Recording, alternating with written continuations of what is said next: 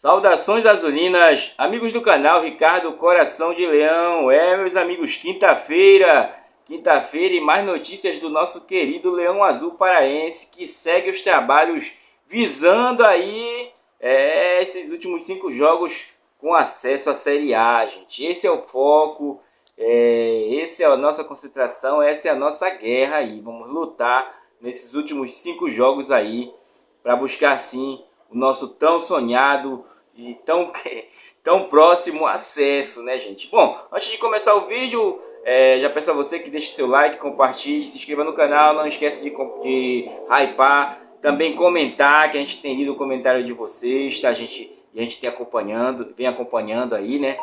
E como vocês sabem, aqui nós vamos trabalhando cotidianamente falando sobre o Clube do Remo. Gente, falando em comentário, né, lembrando aí que o nosso amigo Evandro comentou se a gente já havia prestado atenção que os 3 artilheiros do Clube do Remo têm uma sequência de 32, 33 e 34 a camisa deles, né?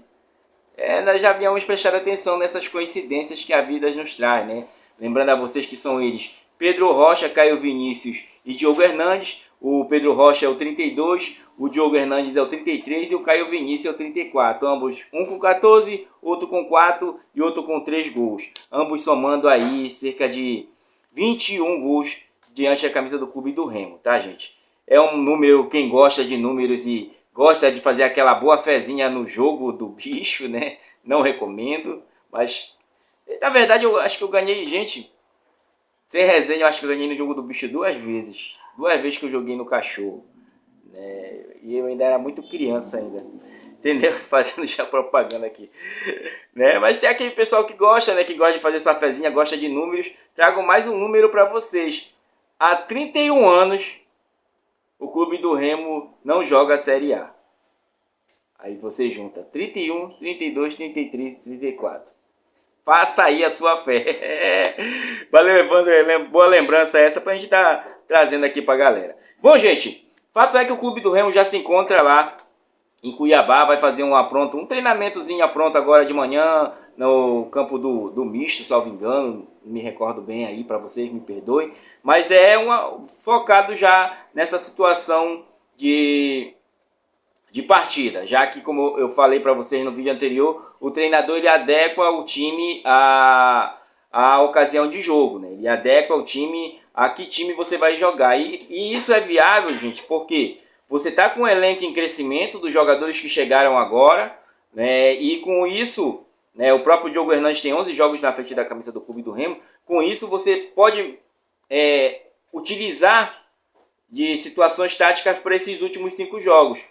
Digamos, um time que pede mais, um time que gosta da posse, um time, como nós vimos, como aqui dentro mesmo o Clube do Remo jogou com um time que jogava com a posse, que é o CRB, e deixava a posse na mão dele e era mais letal. Quanto o time do Atlético, agora o último jogo, mudamos o sistema ofensivo do Clube do Remo, fazendo aquela alternância entre o Nico e o próprio Pedro Rocha. Com isso o Clube do Remo surpreendeu o adversário. Claro que depois ele se adequou, mas o Clube do Remo conseguiu manter os ímpetos.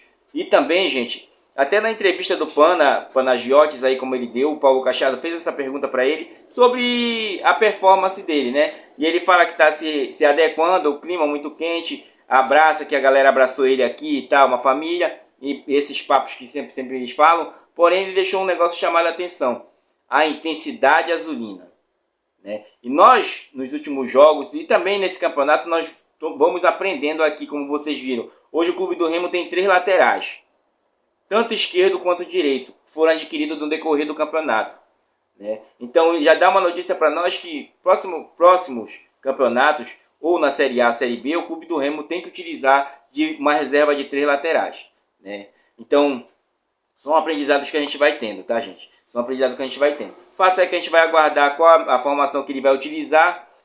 Talvez nos surpreenda novamente ou não. Todo mundo torcendo para permanecer as situações que estavam. E, claro, mudança vai ter a entrada do Igor Vinhas. Já o Igor Vinhas viajou, tá? Do Léo Lang como titular, já que o Igor Vinhas também vem se recuperando. Inclusive viajaram 2 goleiros do Clube do Remo. Já passando para vocês, 3 goleiros na verdade. A listagem, tá, de quem viajou, dou uma licencinha aqui. Léo Lang, Igor Vini e João Vitor, que é o goleiro da base, tá? Pedro Castro, Pedro Costa, Marcelinho, Cláudio Reinaldo e Kaique, 3 zagueiros aí. Jorge e Sábio viajou, havia sentido um pouco de situação na coxa, mas viajou, tá? Luan Martins, Caio Vinícius, Cantígio, viajou também, tá? Pavani, Pedro Castro, Panagiotis Taxides, Natan Camargo, Diogo Hernandes, Dodô na listagem, gente. Jaderson, João Pedro, Pedro Rocha, Nico Ferreira e Janderson. Essa é a listagem do Clube do Remo. O time titular que a imprensa vem batendo aí é Léo Lang, Marcelinho, Klaus e Kaique. Jorge, Pedro Castro, Panagiotis Taxides, Caio Vinícius, no ataque, não modificando nada, deixando Diogo Hernandes de um lado, centralizado Pedro Rocha e do outro Nico Ferreira, que sofreu muito naquele jogo passado, inclusive passou pelo NASP em recuperação, né? E como vocês notaram, o Dodô foi na listagem e um jogador ficou de fora, que vinha se recuperando, o Marrone. O Marrone, gente, ele está fazendo tratamento de situação no NASP, né? Como vocês sabem, o Marrone vem de uma contusão séria e ele é um bom jogador e está tentando fazer uma recuperação. Pedro Rocha, olha, ano passado ele jogou no Criciúma, para dar um exemplo, ele vinha daquela contusão dele, né? Jogou no Criciúma e não...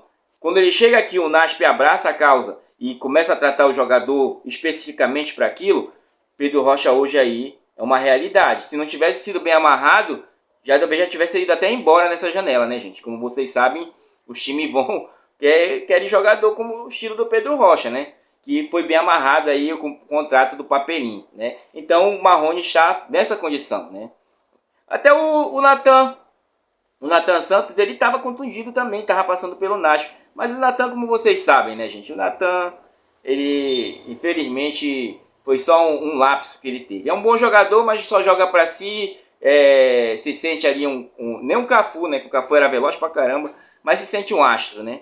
E espero que se corrija, já que é um jogador jovem ainda. Gente, para encerrar nosso vídeo, né, como vocês sabem, são 7 partidas do Clube do Remo contra o Cuiabá, sendo dessa 4 empates, 2 vitórias azulinas e 1 vitória do Cuiabá. Né?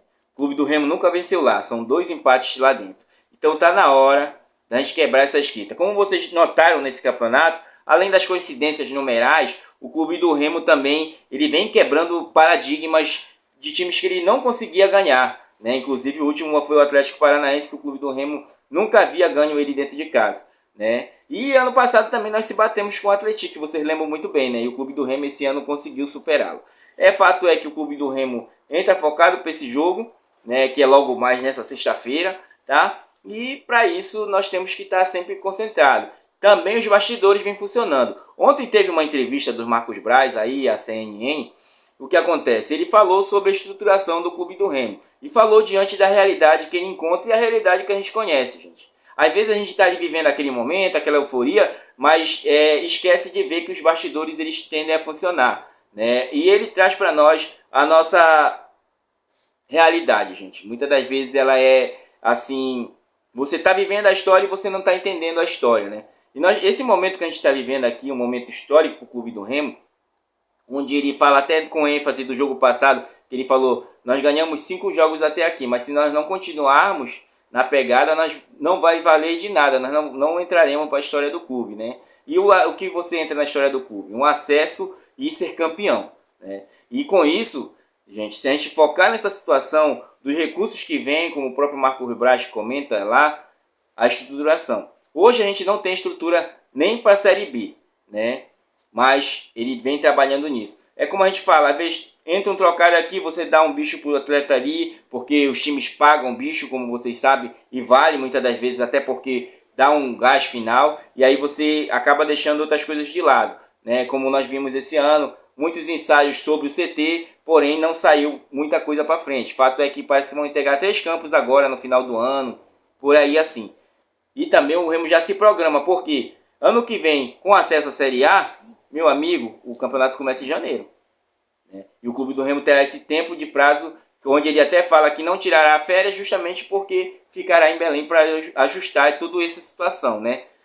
e férias é suas férias, mas aí o cara dá prioridade, né, gente? Então ele foi muito questionado sobre isso, eu recomendo que vocês vejam a entrevista lá, e o que marca para nós realmente é a estruturação. E ele vai buscar situações que possam melhorar tanto o CT quanto o Bainão, tá? Até porque o recurso vai vir e além de você trazer bons atletas, você tem que dar a estrutura para esse atleta trabalhar. Porque o clube do Remo, diferente de outros polos, tanto ele quanto qualquer um time do Norte, diferente de outros polos, ele enfrenta a logística como também uma situação de prioridade, né? Não é à toa que nós temos 3 laterais e tem que ter 3 laterais. E tem que ter um bom esquema de zaga. Porque você pode ver agora, nós estamos lá com Kaique, Reinaldo e Klaus. Tassano tá no DM, né? O outro zagueiro é um menino que veio da base do Botafogo aí, que já passou pelo futebol paraense, né? E são 5 zagueiros que o clube do Remo tem ali a priori. Teve um momento que nós tínhamos 6 até 7 zagueiros, né?